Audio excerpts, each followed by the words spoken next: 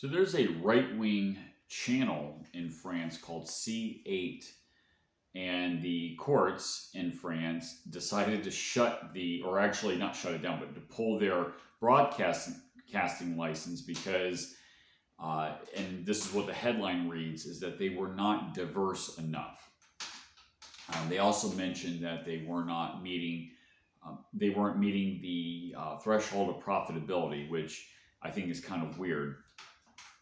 Like the courts can come in, of course this is France, but the courts can come in and say, we can shut down a company or pull their license because they're not profitable. It sounds like nonsense, just prima facie, but well, it is nonsense. I mean, what business does the government have to say you can't broadcast something or you can't organize a company because, you know, these are arbitrary standards as far as government is concerned. So obviously this is censorship. France, like other globalist countries, just like in the United States and still is, even under Trump, we still have a lot of globalists. Shouldn't say just globalists, but rather nihilists that are in charge. And if you don't conform to their attack on reason itself, like not being diverse enough in their words, then they think they have the right to come in and shut you down, to silence you. This is obviously a violation of your rights. You have a right to speak. You have a right to speak your mind.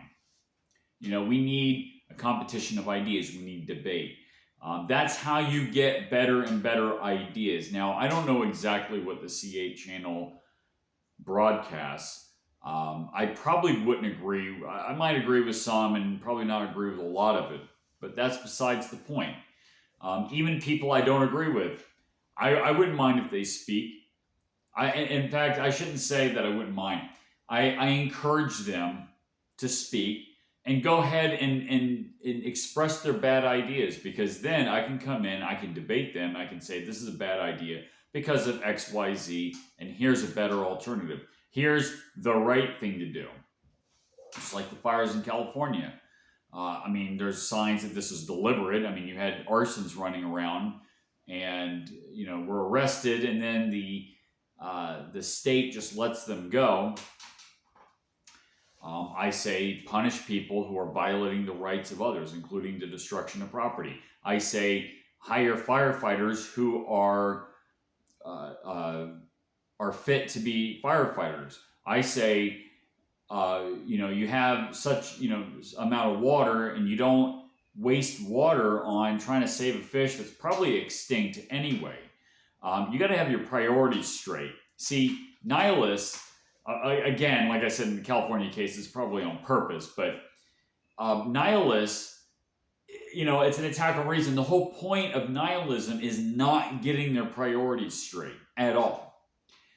And they don't want to debate because it's not about winning debate. They can't win a debate. That's why a lot of people on the left, they don't debate. They don't want free and open speech. They want censorship. So this is what we have in France. Nihilism seems to be a more entrenched philosophy that's entrenched in Europe than it is here in the United States. I mean, you think it's bad here. It is in the quote-unquote educated centers, or I should say indoctrinated centers of our major cities. But Americans, you know, we have a lot more common sense. We're based on the Declaration of Independence. We're based on individual rights.